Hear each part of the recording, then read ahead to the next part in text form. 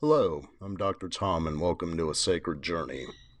I'm very honored that you chose to share your time with me today, and I hope this program will help answer some of those pressing questions that call upon your psyche's need for body, mind, and spiritual balance. In today's topic, we're going to explore the truth of joy, finding inner happiness, and all that can entail. Having suffered a little back injury for the past 2 weeks, I realized that one of my inner passions is my morning workout routine.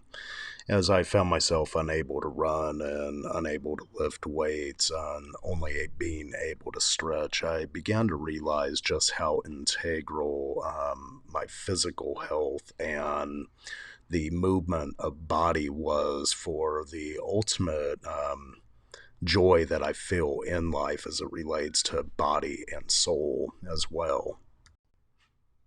We are integral beings, and if we take a look at the concept of the rule of three, I really begin to look at this as being a pivotal part of the sacred journey we all undertake. There's a there are many different themes that may compete for our psychological attention, especially with the inability the psyche has to pay attention for long periods of time. And what happens within this is we have to begin to ritualize behaviors in a way that creates movement for the journey to prompt our life moving forward. And in such, as we begin to put some rules and parameters around the psyche, we also have to make sure that we build in balance mechanisms to where the body could feel its inner dynamics towards movement be realized, where the mind could get some of the mind candy it needs through the body, which will take it places so it could perceive areas of growth and newness, as well as the passion that ignites within the soul as we find balance between body, mind, and spirit. And I realized as I was injured over the past 2 weeks with my back having gone out that when one entity begins to move, it really does affect all other parts of the whole. That is when I came by a wonderful quote from mythologist Joseph Campbell, who wrote, quote, "Find a place inside where there's joy, and the joy will burn out the pain." Again, he said, "Find a place inside where there's joy, and the joy will burn out the pain."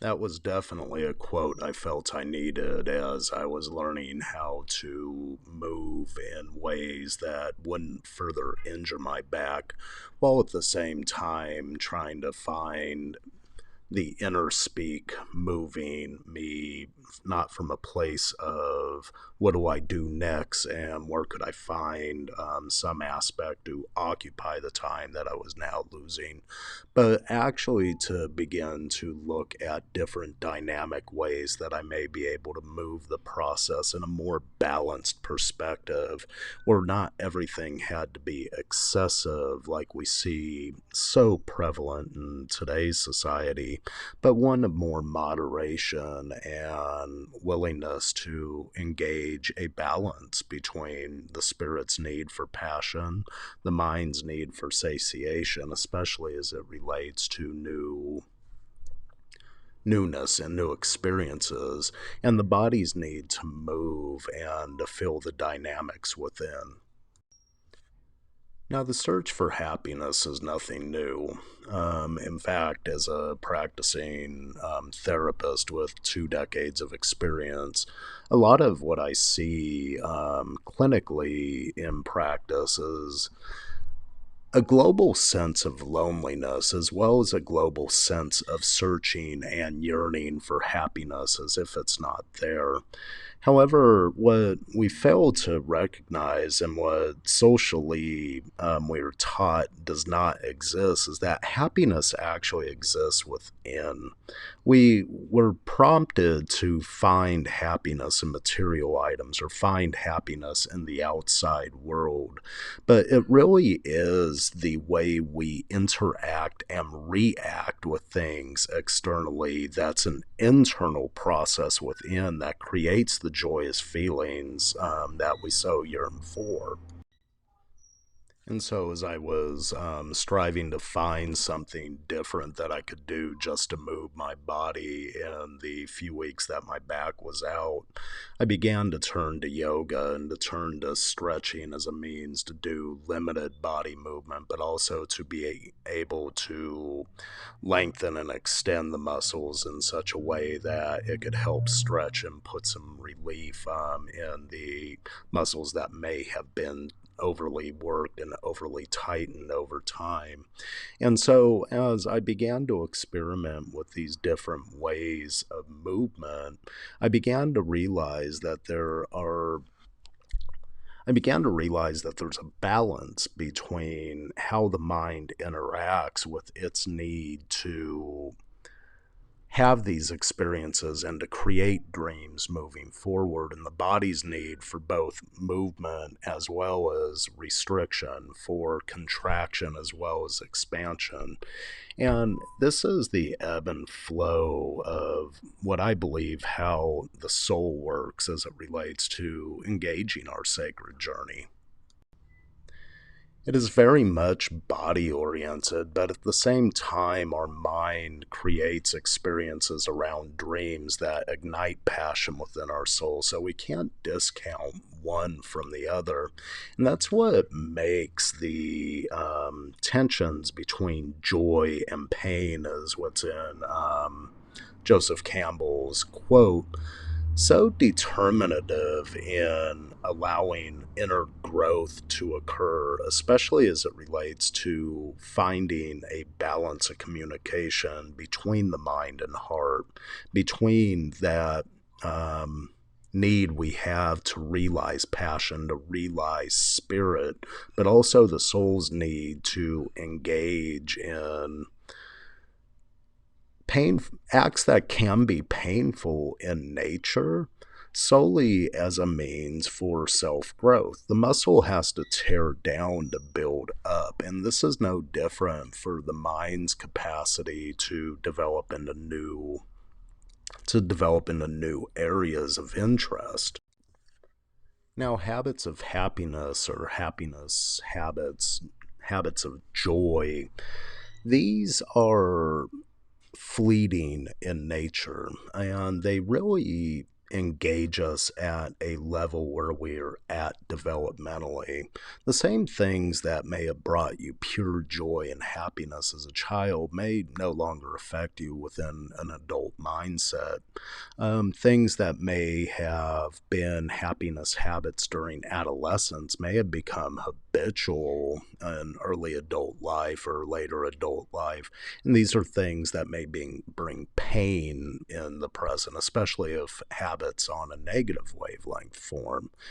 And also, when we begin to look at the need to re engage a sense of inner joy, of inner bliss, as Joseph Campbell would call it, we need to begin to reawaken the passion that's so prevalent during childhood and adolescence. And that passion really involves an experimental nature.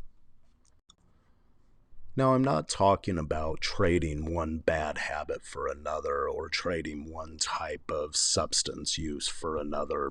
What I'm talking about here is engaging the natural inquisitive nature of the mind and its natural element to begin to turn it back in onto oneself, because this is what the soul calls for spirit to do. This is what the soul calls for the psyche to do, to the mind to do. Now, I'm not equating mind with psyche here, even though mind is part of it, but it's calling the mind to reflect upon itself in order to see the nuances of inner growth that may just help it to realize some new inner passion, something that calls upon you versus you trying to push it through.